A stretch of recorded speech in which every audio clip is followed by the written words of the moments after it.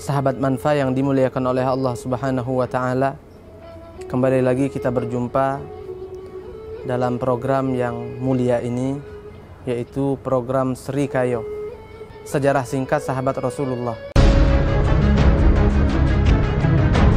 Wahai utusan Allah, engkaulah yang puluhan tahun ini membuatku rindu kepadamu, yang selama ini telah membuat diriku memikirkan dirimu, yang selama ini membuatku berkelana ke tempat yang jauh untuk bisa menjumpaimu ya Rasulullah. Wahai utusan Allah, terimalah aku, terimalah aku, terimalah aku. Akhirnya ketika itu Salman Al-Farisi, ما أنزلنا عليك القرآن لتشقى إلا تذكرة لمن يخشى.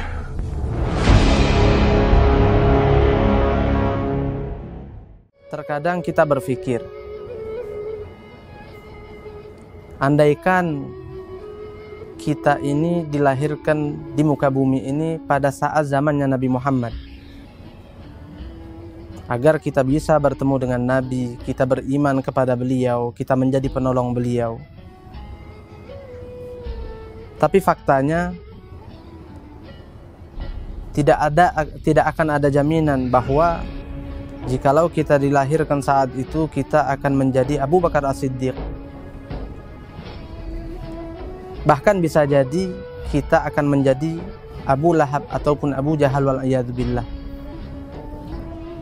Akan tetapi seperti itulah hadirin yang namanya sebuah hidayah. Allah akan memberikan hidayah tersebut kepada orang yang dia inginkan, tidak pandang bulu, tidak pandang etnis ataupun suku.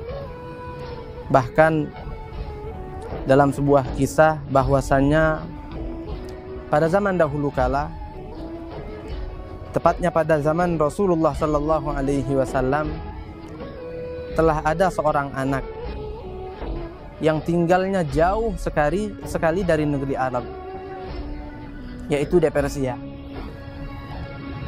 Seorang anak yang tinggal di negeri Persia, namanya adalah Salman Al-Farisi. Dibesarkan oleh ayahnya dengan penuh cinta. Bahkan beliau adalah anak emas yang ada di rumahnya.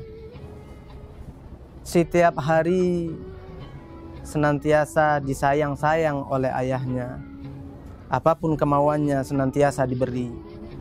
Dan kebetulan sang bapak adalah pejabat di tempat tinggalnya. Saking sayang ayahnya kepada Salman, Salman tidak pernah diizinkan keluar rumah. Namun subhanallah, suatu hari ketika ayahnya sedang sibuk sekali, ayahnya memerintahkan Salman untuk keluar rumah untuk memenuhi hajatnya. Wahai Salman, kata sang ayah, keluarlah hari ini ke tempat ini untuk menunaikan hajat ini untuk diriku. Saat itu Salman pun kegirangan, sangat bahagia sekali karena jarang-jarang dia bisa keluar dari rumahnya. Saat beliau sedang berjalan, sebelum sampai ke tujuan, beliau melihat sebuah bangunan. Yang terdengar dari bangunan tersebut suara aneh yang tidak pernah beliau dengar sebelumnya. Hingga beliau intip dari lubang jendela yang ada, ternyata itu adalah rumah ibadah. Di dalamnya terdapat orang-orang dewasa yang jumlahnya tidak sedikit. Mereka beribadah dengan ibadah yang aneh tidak pernah dia lihat sebelumnya. Karena Salman Al-Farisi dan segenap keluarganya adalah orang-orang Majusi penyembah api. Dia pun memberanikan diri untuk masuk ke dalam. Sesampai dia di dalam, dia dipersilahkan, diperlakukan dengan baik. Dan dia melihat orang-orang yang ada di dalam itu sedang melantunkan bacaan-bacaan yang indah, menyebutkan pujian-pujian yang sangat hebat dengan bahasa yang sangat tinggi untuk zat yang mereka puja dan mereka puji, yaitu Allah Subhanahu wa Ta'ala. Ternyata mereka adalah para penganut agama tauhid. Ada yang sholat. Beliau lihat alangkah indah bentuk pengabdian seorang hamba jikalau diekspresikan melalui gerak-gerik semacam ini, dengan ruku, dengan sujud, bahkan dahi yang paling tinggi sekalipun yang ada pada postur tubuh kita, kita letakkan di tempat kita berinjak. Ketika itu beliau kagum, beliau terpana, beliau pun jatuh hati dengan agama itu. Tak ingat waktu, ternyata hari sudah mulai gelap. Beliau lupa bahwa beliau itu disuruh ayahnya untuk sebuah hajat. Terlalu asyik melihat apa yang ada. Sampai waktu malam pun tiba, hajat tersebut pun belum beliau laksanakan, belum beliau penuhi. Beliau pun langsung pulang ke rumah. Sesampai di rumah, ayahnya berteriak kepadanya, "Wahai Salman, dari mana saja engkau? Aku cari-cari dan aku telah mengutus orang-orang yang jumlahnya tidak sedikit untuk mencari dirimu.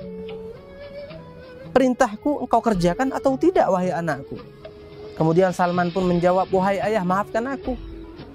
Saya kelupaan karena saya melihat sebuah rumah ibadah yang di dalamnya ada orang-orang banyak berkumpul di sana melakukan ibadah yang saya sangat kagumi, wahai ayah."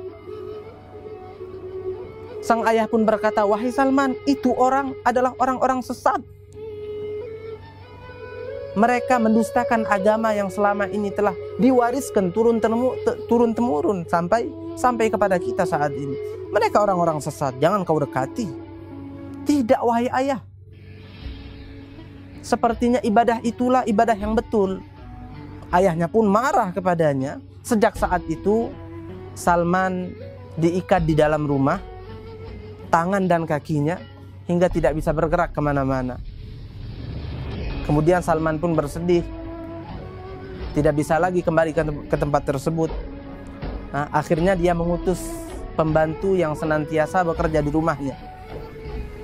"Wahai pembantuku, engkau bantulah aku, tolong aku. Kamu keluar di tempat ini, ada di sebuah gang, dia sifati gang tersebut, ada rumah ibadah di sana. Kau masuk ke sana, sampaikan salamku kepada orang-orang yang ada di sana. Sebagian besar mereka telah berkenalan denganku beberapa hari lalu. Sampaikan salam dariku dan sampaikan kepada mereka, jikalau ada orang-orang yang datang dari negeri Syam, yang kata mereka agama mereka itu datangnya dari negeri Syam. Kalau ada orang-orang dari Syam masuk ke tempat kita ini, kabarkan kepadaku, aku mau minggat. Aku mau kabur dari tempat ini, pergi ke Syam untuk belajar agama itu dan menganutnya." Kemudian pesan beliau disampaikan kepada orang-orang yang ada di rumah ibadah tersebut. Sampai suatu hari tiba rombongan dari negeri Syam. Mereka adalah para pedagang. Setelah perdagangan mereka selesaikan, Salman pun meloloskan diri dari rumahnya, kabur minggat dan ikut dengan orang-orang tersebut berjalan ke negeri Syam. Sesampai beliau di negeri Syam, beliau berjumpa dengan seorang rahib, seorang alim yang juga termasuk penganut agama tauhid. Beliau temui orang itu, beliau memohon kepadanya untuk mengangkatnya menjadi murid baginya. Kemudian beliau pun tinggal di rumah ibadah dengan orang itu. Bertahun-tahun beliau pelajari agama tersebut dan beliau lakoni dengan cara terbaik, dengan totalitas tinggi. Sampai pada akhirnya pemuka agama ini atau rahib ini sepertinya tak lama lagi akan mati karena sudah terlampau tua.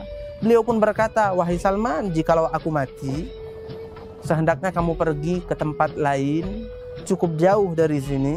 Ada seorang laki-laki yang juga rahib sepertiku, namanya Fulan bin Fulan. Engkau jadikan dirinya seperti diriku. Kau jadilah seorang murid baginya." Kemudian Salman pun pergi ke tempat tersebut dan bertemu dengan guru kedua. Sampai akhirnya guru kedua pun wafat, pindah ke guru ketiga. Sampai akhirnya beliau pun pindah ke guru keempat. Setelah 3 guru yang pernah beliau ambil ilmunya wafat dan meninggalkan beliau, guru keempat bertempat di sebuah desa yang namanya Amuriyah. Sesampai di sana beliau seperti biasa berkhidmah kepada gurunya, belajar segala ilmu yang ada. Sampai pada akhirnya sang guru pun sepertinya tak lama lagi akan wafat, sakit keras. Salman bertanya, "Wahai guruku, kalau engkau nanti wafat, aku pergi kemana? Aku terus ingin mendalami ilmu agama kita. Akhirnya si guru pun berkata, la a'lamu ahadan ya bunai. Aku tidak tahu. Sepertinya tidak ada lagi orang yang aku kenal yang statusnya seperti diriku. Akan tetapi sang guru berkata, sepertinya tak lama lagi akan tiba masa Nabi akhir zaman diutus oleh Allah. Beliau bertempat di negeri Arab, di sebuah kota yang banyak pohon korma di sana. Beliau pun tidak tahu bahwa itu adalah kota Madinah Al-Munawwarah. Akhirnya Salman pun memiliki niatan kuat untuk pergi ke Arab, tapi tidak tahu arah jalan, tidak punya teman untuk sampai ke sana. Beliau pun tetap menetap di tempat tersebut setelah syekh atau gurunya wafat.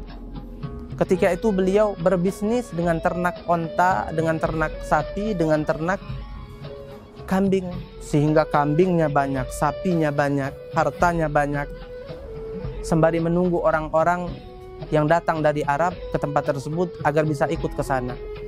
Beberapa tahun kemudian ada kafilah dagang dari Arab masuk ke Amuriyah. Salman dengan girang sekali menjumpai mereka. Wahai para saudaraku yang berasal dari Arab, sudikah kalian mengajakku untuk pergi ke negeri kalian? Sebagai imbalannya, semua kambingku, semua sapiku ambillah kalian. Semua ambil. Asalkan kalian mau dan sudi mengantarkanku ke Arab. Untuk apa? Untuk bisa berjumpa dengan Nabi akhir zaman. Kemudian sesampai beliau di Arab, ternyata kafilah tersebut mengkhianatinya. Semua kambing dan sapi dan harta yang ada milik beliau diambil, dirampas, dan beliau pun dijualkan sebagai seorang budak. Beliau dibeli oleh seorang Yahudi.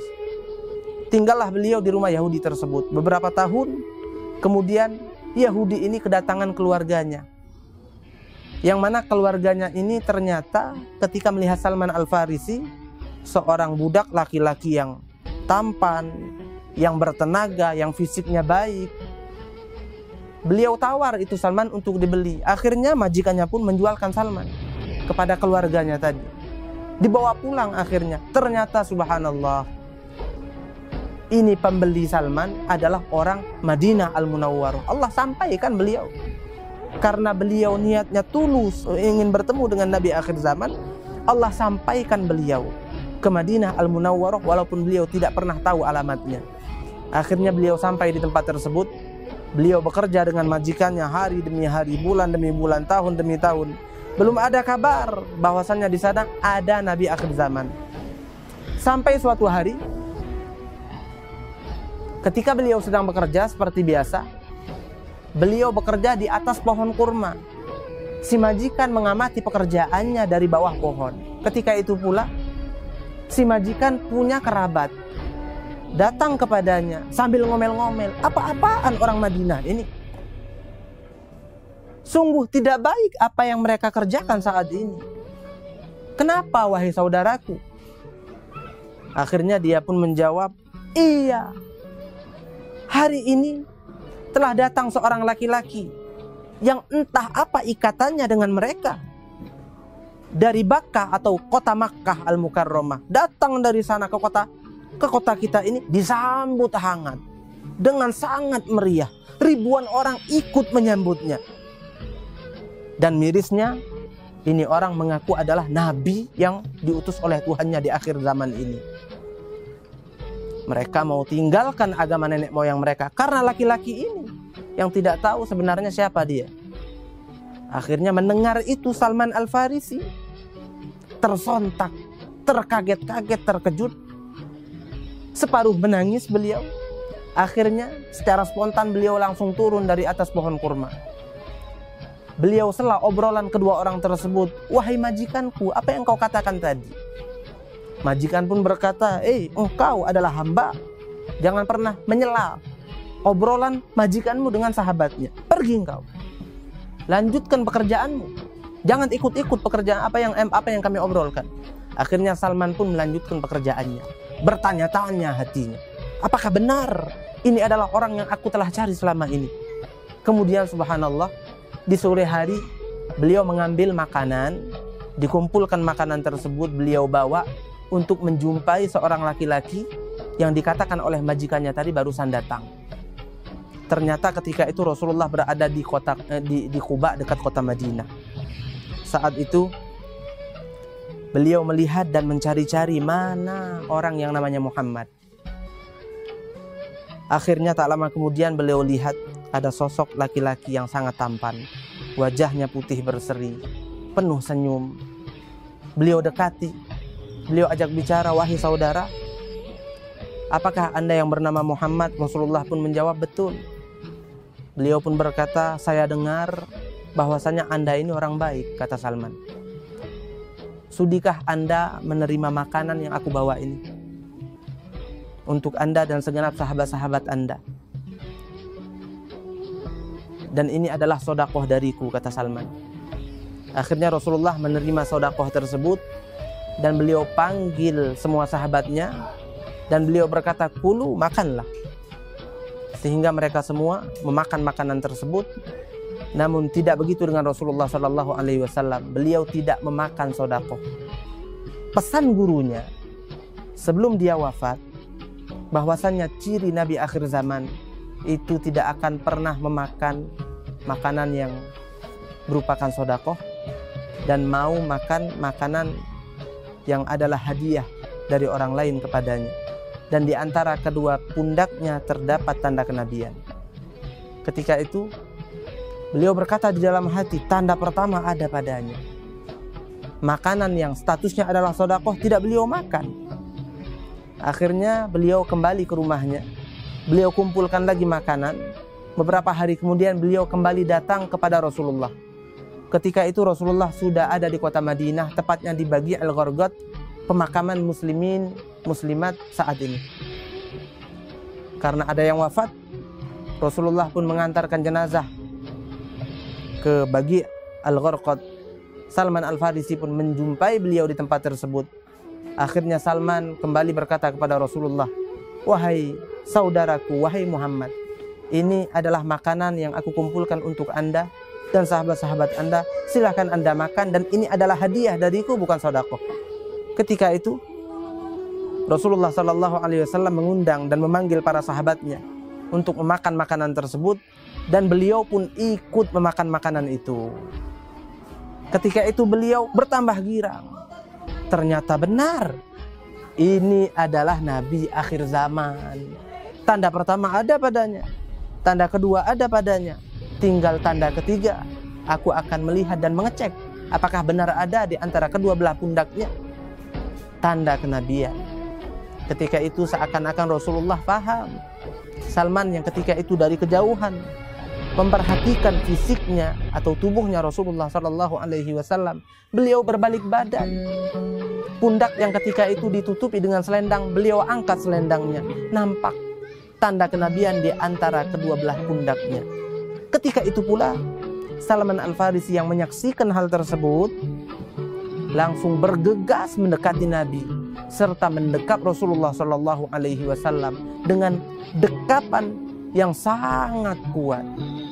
Beliau berkata, "Wahai utusan Allah, engkaulah yang puluhan tahun ini membuatku rindu kepadamu, yang selama ini telah membuat diriku memikirkan dirimu, yang selama ini membuatku berkelana ke tempat yang jauh untuk bisa menjumpaimu ya Rasulullah. Wahai utusan Allah, terimalah aku, terimalah aku, terimalah aku." Akhirnya ketika itu Salman Al-Farisi diterima oleh Rasulullah SAW sebagai seorang muslim yang beriman kepada Allah dan juga beriman kepada Rasulullah SAW. Dan akhirnya pada momen peperangan Khandaq, Salman Al-Farisi adalah orang yang paling berjasa ketika itu. Beliaulah yang mengusulkan sebuah ide yang sangat cemerlang, yang jikalau bukan ide tersebut, mungkin Madinah sudah diporak-porandakan oleh orang-orang kafir. Ketika itu Rasulullah SAW setelah para sahabat-sahabat beliau mengklaim bahwasannya Salman itu adalah keluarga kami, orang-orang Khazraj mengatakan, "Salman minna ahlul Khazraj." Salman itu adalah bagian dari kaum Khazraj, karena Salman tidak ada keluarga di kota Madinah. Adapun suku Aus pun mengatakan begitu. Tidak, Salman itu suku Aus, bagian dari kami. Ketika itu Rasulullah Shallallahu Alaihi Wasallam berkata, Salman minna ahlil bait. Salman itu bukan dari Khazraj, bukan dari Aus, akan tetapi dari golongan kami, keluarganya Rasulullah Shallallahu Alaihi Wasallam. Betapa hebat jikalau Allah sudah ingin memberikan kehendak atau ingin memberikan hidayahnya kepada orang yang ia kehendaki.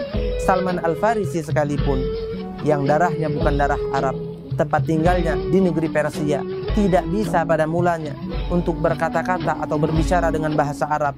Akhirnya menjadi orang yang sangat dekat dengan Nabi Muhammad SAW. Bahkan Nabi klaim bahwasanya beliau termasuk daripada keluarga Nabi SAW. Mudah-mudahan Allah Subhanahu wa Ta'ala senantiasa memberikan kepada kita hidayah darinya, hingga kita semua bisa menjalin kedekatan dan keharmonisan dengan Nabi Muhammad SAW di alam dunia juga di alam akhirat. Amin. Allahumma amin. Hadza ma naqulu lakum wal 'afwu minkum. Wassalamu alaikum warahmatullahi wabarakatuh.